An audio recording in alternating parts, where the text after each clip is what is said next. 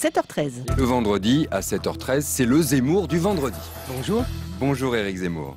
On va faire ce matin, on le disait, un peu de géopolitique pour les nuls, dont je suis en l'occurrence, puisque vous m'avez forcé à me replonger à la fois dans les atlas et dans l'actualité de ces derniers jours. Depuis quelques semaines, on a noté effectivement une montée de tension entre la Chine et le Japon autour des îles Senkaku. C'est comme ça qu'on les appelle au Japon. Il y a aussi un nom chinois. La tension est donc montée au point que ça ait dégénéré en émeute en Chine, émeute anti-japonaise. Pékin a parlé de rétorsion économique et prépare des mesures, mobilise sa marine, et ça vous inquiète? L'Asie, c'est loin. Mais les Chinois sont innombrables, les Japonais sont des fourmis et les Français sont nuls en géographie. Oui, les événements d'Asie nous arrivent déformés par le prisme de notre ignorance et de notre désinvolture. On voit seulement des images de querelles entre Japonais et Chinois pour un tas de cailloux où l'on soupçonne qu'il se trouve un peu d'or noir. On sait, parce qu'on a lu Tintin, que la guerre entre ces deux-là fut sans pitié. Mais on s'est bien aperçu que le rapport de force avait depuis changé. La Chine est une puissance atomique. Les ouvriers chinois fabriquent nos iPods et le cœur de l'économie monde s'est déplacé de l'Atlantique au Pacifique, de New York à Shanghai. L'inauguration en grande pompe de son premier porte-avions n'est pas passée inaperçue. La Chine veut construire une grande marine de guerre capable de faire taire tous ses voisins et de tenir la dragée haute un jour à l'incontestée flotte américaine. Les Chinois sont encore loin du but, mais personne ne prend leurs efforts à la rigolade.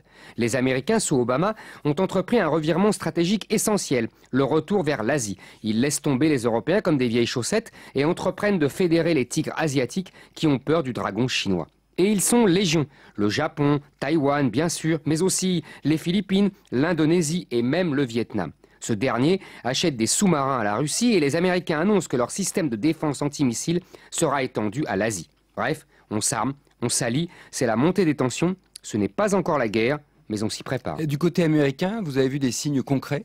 Le rapprochement entre le Vietnam et les États-Unis est particulièrement éclairant et surprenant pour tous ceux qui ont encore en mémoire la férocité de la guerre du Vietnam dans les années 60.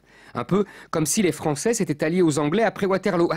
C'est justement ce qui est arrivé dans les premières années du XXe siècle. On appela cette alliance l'entente cordiale. Les Anglais et les Français enterraient leurs différences séculaires parce qu'ils avaient une peur commune, l'Allemagne. L'Allemagne qui menaçait la domination économique de la première puissance de l'époque, l'Angleterre.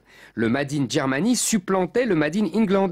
Et le déclencheur des hostilités fut justement la volonté des Allemands de se doter d'une marine qui pourrait rivaliser avec l'inégalable Royal Navy.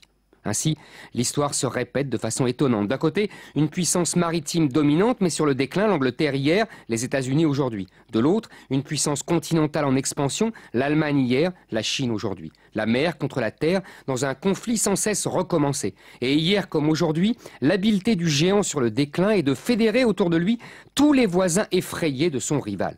On vous dira que la Chine n'a pas de tradition impérialiste. L'Allemagne n'en avait pas non plus. On vous dira que les rapports commerciaux sont trop importants aujourd'hui pour que ces pays prennent le risque d'une conflagration. C'est exactement ce qu'affirmait aussi le ministre des Affaires étrangères britannique en 1913. Éric Zemmour.